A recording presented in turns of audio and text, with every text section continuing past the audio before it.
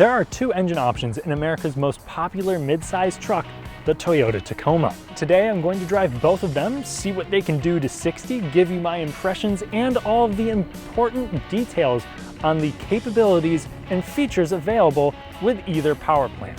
Let's go. If you enjoy fun, detailed car content without fluff, consider subscribing and hitting the bell for notifications. Now, under the hood of the 4-cylinder model, you're going to find 159 horsepower and 180 pound-feet of torque. That's coming from a 2TR FE 2.7 liter from Toyota that hasn't really changed since the 2005 Tacoma debut. This engine is the base motor in the SR and SR5. The TRD Sport, Off-Road, and Pro, along with the Trail Edition and Limited, will have the V6 as standard. Briefly, I'd like to thank Royal South Toyota in Bloomington, Indiana for letting me test drive various Tacomas over the years. Royal South usually has a good inventory, is heavily invested in the community, and has a friendly staff. If you're in the market, check them out. While the power figure may seem unimpressive, and is, that's not the whole story. With a lot of 4-cylinder engines, you're going to make peak horsepower, around the 6,000 RPM mark. This makes it at 5,200. It also makes torque a little bit lower than average at 3,800. And what does that mean in the real world? Unlike what you may suspect with that kind of low power figure, you don't really need to floor the truck to get places around town or even here on the highway. Especially if you use ECT power. I would really recommend that, because if you don't, the 6-speed automatic that is the sole transmission for this engine will hamper performance significantly, because it really doesn't want to hold on to gears, and it also refuses to downshift when is kind of necessary. Accelerating, getting up to 70 miles per hour, I'm not flooring it or anything. It's fine. Now, if I was a higher elevation, this would be a different story, as that would labor this engine quite a bit. However, to help better describe the acceleration, let me show you what this thing can do to 60. A little wheel slip there, okay.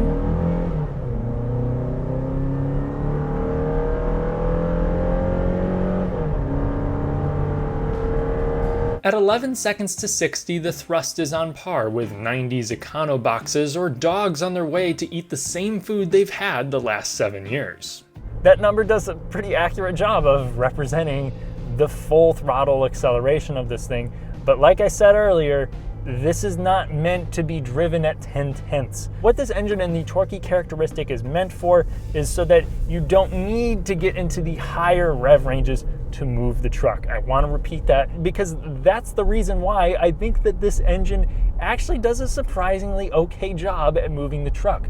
So much so that I've lived with one for the past year. And my truck actually weighs more than this because it also has 4-wheel drive. Yes, it does require a tuning of your depth perception when judging windows between cars if you're going to pull out. But I've adapted just fine, despite some people telling me it's gonna be dangerously slow. It's okay. You can tug up to 3,500 pounds with the 4-cylinder and 6,700 in the V6. Now, if you're wanting to equip yourself with the 4-cylinder, you're going to stick with the SR or SR5 grade trucks, which means that you won't be able to get things like a locking rear differential or 8-track crawl control. However, all Tacomas will have Toyota's Auto LSD, which tries to mimic a limited slip differential through using the brakes at the rear differential. It's reasonably effective. Another thing that's going to be different from the 4-cylinder to the V6 is going to be your front springs. While all Tacomas are going to have a truckish feel on road, I think the 4-cylinder is a little bit less settled than the V6. Also, you're going to miss out on some features, like you won't be able to get power seats with a height adjustment. And Toyota's Smart Key are things that you get with just the SR5 V6. However, I think that the amenities are still okay. Like, I do have Apple CarPlay and Android Auto. You can get 6 speakers so long as you don't get the utility package. That does remove some of the amenities that people who are buying these as purely work trucks might not care for. That package is only available in the SR Access Cab 4-cylinder form. You can get 4-wheel drive and a 4-banger, but keep in mind 2 things. 4-wheel drive costs about $3 grand, and you can't get it with the double cab if you want the 4-pot. Okay, so now I'm in a pretty fully loaded TRD off-road. this thing is going to carry a price of about $16,000 more than that base truck I just drove. But the 4-cylinder models don't get the plethora of available packages that the V6 models can opt for. At $3,700 over an equivalent 4-cylinder model, let's see if the V6 itself is worth the price jump. I think this is just a more relaxed experience. One, I think the different spring rate is going to allow the truck to feel confident, and here with the TRD off-road, it takes things a little bit further with dampening that's tuned to be softer upon lighter imperfections. And that all makes for handling that's a little bit better, but the Tacoma as a whole is still a bit clumsy and feels old school. However, let's get past the features surrounding the 6-cylinder and just talk about the engine. So it is a 3.5 liter dual overhead cam, direct injected and port fuel injected V6. Now, this engine is the 2GR FKS. So while both the V6 and the 4-cylinder did originate a while ago in the 2000s, this is more updated because of the dual injection or the D4S system. So that allows them to use the more efficient direct injection while also still keeping the intake valves clean, a shortcoming of direct injection. And it makes a ton more power with basically no cost in fuel efficiency. So we're talking 278 horsepower, 265 pound-feet of torque. A key difference though is that this has a power band more akin to a 3-row crossover than a truck. It makes peak power at 6,000 RPM and peak torque at 4,600. So while this still holds an advantage at all RPMs, the full 120 additional ponies requires more revs to access. This is going to be hooked up to the same 6-speed automatic with a less aggressive final drive ratio than the 4-cylinder. But now let's see what that extra juice does according to the numbers with a quick dash to 60. Had to be a little bit more gentle on the start there. A lot quicker. I think I could have been more demanding there. Regardless, 0 to 60 came up in a respectable 7.7 seconds. Highway pulling power, much better. The V6 also opens up the option for a manual transmission that will save you a little money. It has shorter gear ratios with a shifter and clutch that are a bit rubbery. However, it adds more personality to the truck and would be my personal choice in selecting a Taco. Keep in mind, it's available only on the TRD models. Along with the engine, the brakes grab a little harder towards the top than the 4-cylinder.